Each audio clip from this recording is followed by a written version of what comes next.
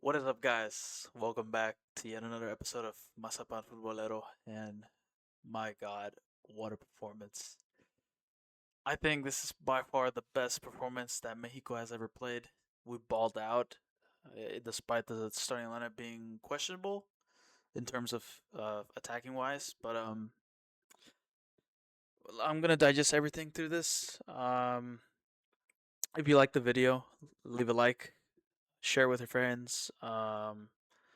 Subscribe to the channel as well, and don't forget to hit the bell notification icon so you won't miss a thing. And shout out to you guys, whoever tuned into the stream. And I think the player that stood out for me was Gilberto Mora and probably Mateo Chavez.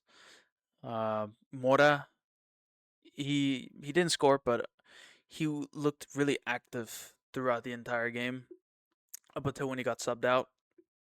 I feel he could have done more, but he was just looking dangerous. You could tell that he really wanted this moment to provide an assist or get a goal, and so far, like he gets like a 9 out of 10 performance for me.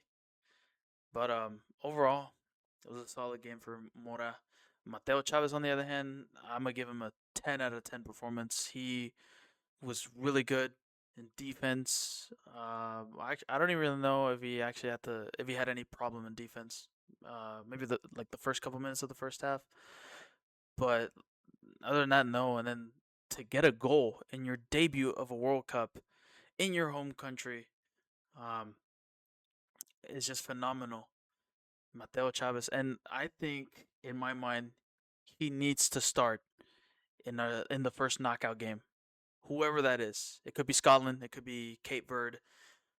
He has to start. Mateo Chavez has to start.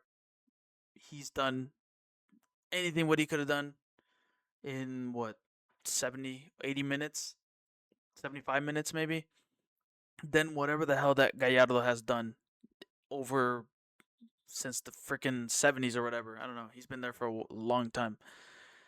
I'm really fed up with Gallardo, how he plays. Yes, he's experienced or whatever, but he doesn't provide anything. He doesn't provide anything in the attack, or maybe in defense. He's just mid. He is the only reason he's there because he's just in good form because he is a back-to-back Liga MX champion. Mateo Chavez, he's balling out in Europe. He won the Dutch Cup this past conclusion season. He deserves the start over Gallardo. But overall, I don't know what Vasco Aguirre is gonna do. Whatever he saw Mateo Chavez in this game, he's just still gonna stick with Gallardo in the knockout game, which is gonna frustrate me a lot. But that's just me. And probably Mexican fans out there as well, thinking that decision to start Mateo Chavez in our first knockout game. Another player stood out was Quinones. He did get the goal, second goal in the World Cup, and it was he looked dangerous as well. He could have had two goals at least in the game. He had that one chance, I think in the first half, where he went for goal himself. He was like way off target, but it went over the bar. I feel like if he could maybe shift in a little bit towards the goal, maybe he could get a shot. But overall, he got a good goal. It was kind of a scrappy goal because Jorge Sanchez came in for the run. The goalie blocked it, but then the ball was still alive in play, and Czechia's defense was god awful, and Quinones was there at the right timing for it. And I think I'm gonna give it to maybe maybe Cesar Montes and Israel Reyes. They were really solid in defense. There was no need to bring Johan Vasquez. I mean, we need him fit for the knockout game, but Cesar Montes and Israel Reyes, they had no problem whatsoever. Czechia didn't look that dangerous at all. And maybe like towards the end of the conclusion, once Memo Ochoa came on, and Czechia looked really, Czechia just looked really tired. They were gone. Overall, it was a solid performance from everyone in particular. The only player that was the worst player of all was Memote Martinez. Like, holy crap. If there's a guy that you want to give minutes, it's not Memote Martinez because I get it. Vasco Aguirre puts Memote Martinez because he's tall, he's strong, or whatever, but he was non existent. He was nowhere to be seen. And I really hope that he gets it through his head because if he is the first sub of the striker position in the knockout game, I'm going to lose my crap. I'm not even kidding. Like, it's pathetic. You put him ahead over Santi Jimenez or Hormiga Gonzalez, and you sub Santi Jimenez, who looked kind of rusty. He wasn't that great, to be honest. He did.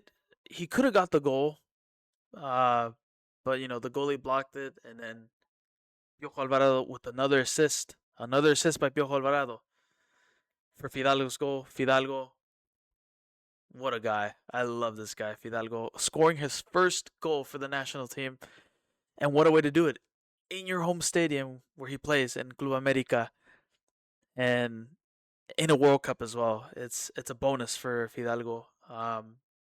He deserved it. He deserved a moment. Him and Quinones deserved to get their first ever goals in a World Cup, and Fidalgo getting his first ever goal for the national team. Really good performance from him. And I think the next point that I want to bring in is Memo Ochoa. Memo Ochoa, and I grew up watching this guy throughout my entire life. When I basically at the 2006 World Cup, when I was just a little kid, I was literally 4 years old at the time. Um, he wasn't playing, but I remember seeing him there, and then up to the 2010 World Cup, which was the first World Cup that I got to witness, like uh, some of the games, but basically the Mexico games. I would see Memo Ochoa a lot, but I wouldn't see him in the starting lineup because Vasco Aguirre at the time preferred Conejo Perez, and I would see Memo Ochoa in these all-state like commercial ads or whatever during that World Cup, and I would always tell my dad like, "Who is that guy?" And my dad would say, "That's Memo Ochoa." I'm like, "Wow." And then the first like the his first World Cup start in Brazil 2014. Thank you for that. Thank you for that moment against Brazil. Thank you for the moment against Germany in that World Cup in 2018. Thank you for saving that penalty against Lewandowski in 2022. Thank you for everything, Memo Ochoa. Um, it really got me emotional. Seeing in subbed in. I know I didn't cry because I didn't want to cry on stream when I was streaming, but I felt like the emotion in my heart because it'll be really odd to see a World Cup without that curly hair headband, Memo Ochoa. And I just want to say thank you. Thank you once again, Ochoa. Gracias por todo. And you will be missed for the national team. But overall, I think that's it for the post match analytics for this game. We made history. We won 3 group games for the very first time in history.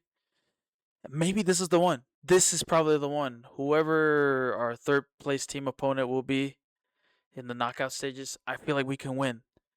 I want to see Mexico win a knockout game at the World Cup. I have never witnessed that in my entire life. And I would love for that. Even if it means to play England in the round of 16, it's a plus for me. I would like to take my chances on them.